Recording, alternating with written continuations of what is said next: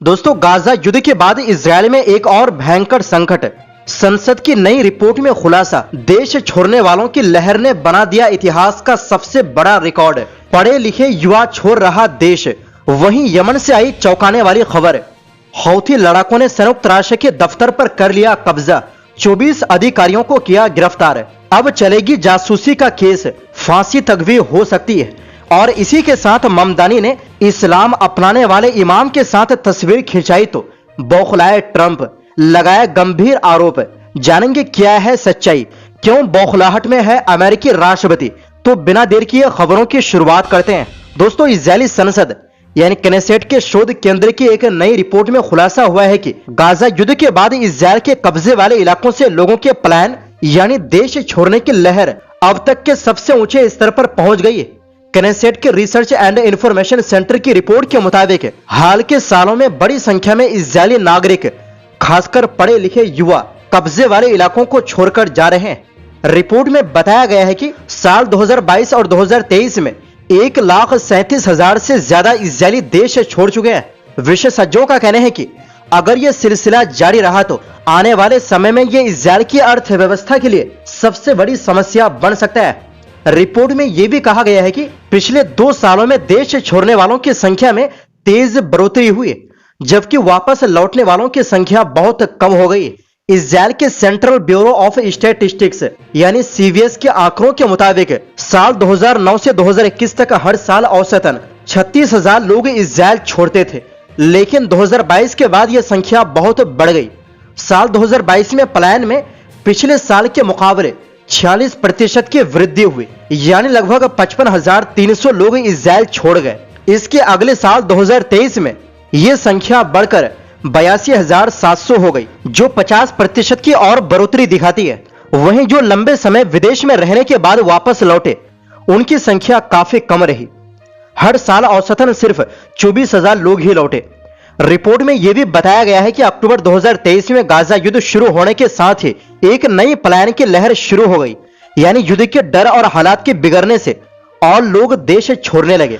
आंकड़ों के मुताबिक 2022 में जो लोग इजरायल छोड़कर गए उनमें लगभग 40% युवा थे, यानी 20 से 39 साल की उम्र के, जबकि देश की कुल आबादी में इस उम्र के लोग सिर्फ 27% है। रिपोर्ट में चेतावनी दी गई है कि अगर यही हाल रहा और युवा देश छोड़ते रहे तो इजरायल की अर्थव्यवस्था को बड़ा नुकसान हो सकता है। 2022 में जो लोग देश छोड़कर गए उनमें से आधे वो यहूदी थे जो हाल ही में दूसरे देशों से इजरायल आकर बसे थे। उनमें से 76% पिछले 5 सालों में आए थे और 62% ने तो बसने के पहले ही साल में देश छोड़ दिया। बता दें कि साल 2024 में सबसे ज्यादा लोग तेल अवीव से बाहर गए, करीब 11,000 से ज्यादा। इसके बाद हाइफा, नेतन्या, यरूशलेम, बैत-याम, रिशोन लेजियोन, अशदोद और रामात गान जैसे शहरों में भी बड़ी संख्या में लोग बाहर गए। रिपोर्ट के मुताबिक ज्यादातर लोग पढ़े लिखे और पेशेवर वर्ग से हैं। लगभग 54% के पास 13 साल से ज्यादा की पढ़ाई है और 26% ग्रेजुएट है।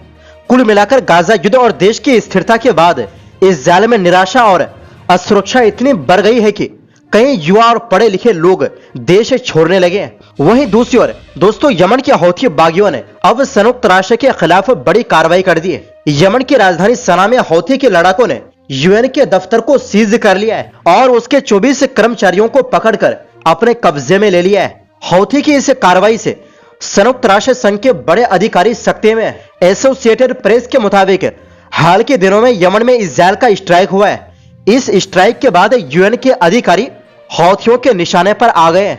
हौथी का कहना है कि यूएन के अधिकारी सना में जासूसी का काम कर रहे थे। सना में संयुक्त राष्ट्र के पदाधिकारी राहत एवं बचाव कामों में जुटे थे, लेकिन रविवार 19 अक्टूबर से उन पर एक्शन शुरू हो गया। यूएन के पदाधिकारियों को कहां ले जाया गया है इसकी भी कोई खबर नहीं है।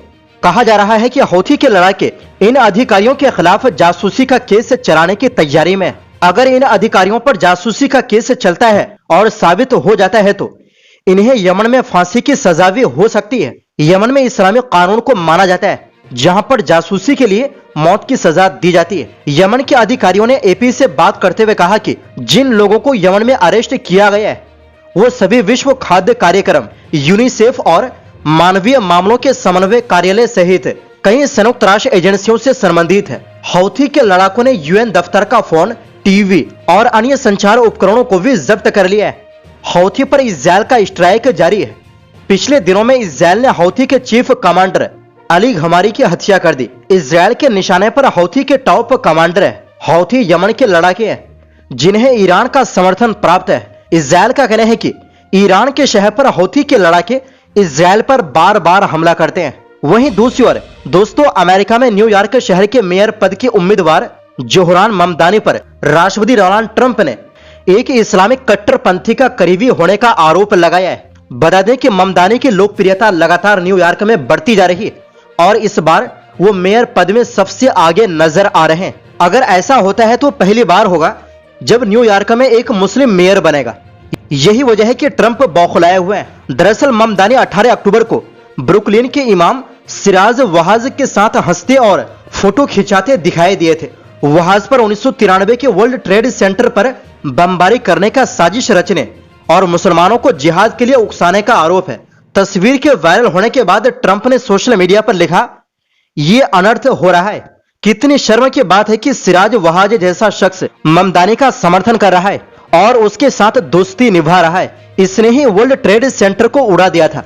अमेरिकी उपराष्ट्रपति जेडी वेंस ने भी ममदानी की आलोचना की। उन्होंने एक्स पर लिखा, मुझे पता चला है कि डेमोक्रेटिक पार्टी के लोग किसी भी तरह की राजनीतिक हिंसा के खिलाफ है, इसलिए मैं अब ये देखने का इंतजार कर रहा हूं कि सब मिलकर ममदानी की निंदा कब करते हैं। वो उस शख्स के साथ प्रचार कर रहा है जो एक आतंकी साजिश से जुड़ा माना जाता है, भले ही उस पर कोई मुकदमा ना चला हो। वहीं रिपब्लिकन मेयर पद के उम्मीदवार कार्टिस सिल्वा ने कहा, ममदानी का इस इमाम के साथ खड़ा होना गलत है। न्यूयॉर्क को एक ऐसे मेयर की जरूरत है जो लोगों को आतंकवाद से बचाए, न कि आतंकवादियों को गले लगाए। वहीं आलोचनाओं के बावजूद ममदानी ने आरोप लगाया कि उन्हें उनके धर्म के कारण निशाना बनाया जा रहा है। उन्होंने कहा कि वो चुनाव जीतने की कगार पर है। न्यूयॉर्क मेयर का चुनाव 4 नवंबर 2025 को होना है। बता दें कि वहां से जब मुसलमान नहीं थे तब उनका नाम जेम्स लॉरेंस था। उन्होंने काले लोगों के साथ हो रहे भेदभाव के विरोध में 70 के दशक में धर्म बदल लिया था। इस्लाम अपनाने के बाद लॉरेंस ने नाम बदलकर सिराज वहाज रख लिया था। वहाज ने धर्म परिवर्तन के बाद न्यूयॉर्क में मस्जिदों और मुस्लिम समुदाय के लिए सामाजिक कार्य शुरू किया। वहाज ने 2000 के दशक की शुरुआत में न्यूयॉर्क शहर में एक उपदेश दिया था जिसमें उन्होंने गन फ्री जिहाद के लिए 10,000 मुस्लिम पुरुषों की सेना बनाने का आह्वान किया था।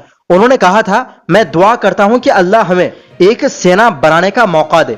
मेरे चाहने वाले हथियार ना उठाए, बस मार्च करें, न्यूयॉर्क शहर में मार्च करें ताकि उनकी आवाज सुनाई दे, ताकि पूरी शहर सो ना सके। वहाज का कहना था कि उनका जिहाद हिंसक नहीं था, बल्कि ये उन मुस्लिमों के समर्थन में था जो बोस्निया, सोमालिया, फिलिस्तीन और अल्जीरिया जैसे देशों में संघर्ष कर रहे थे। दरअसल 1993 में हुए वर्ल्ड ट्रेड सेंटर पर अटैक मामले में वहाज का नाम सुर्खियों में आया था। इस मामले से जुड़े कई आरोपी पर वहाज से जुड़े होने का इल्जाम लगाया गया था। तो दोस्तों, फिलहाल के लिए इस रिपोर्ट में बस इतना ही। फिर मिलते हैं एक नई रिपोर्ट के साथ। बहुत बहुत शुक्रिया।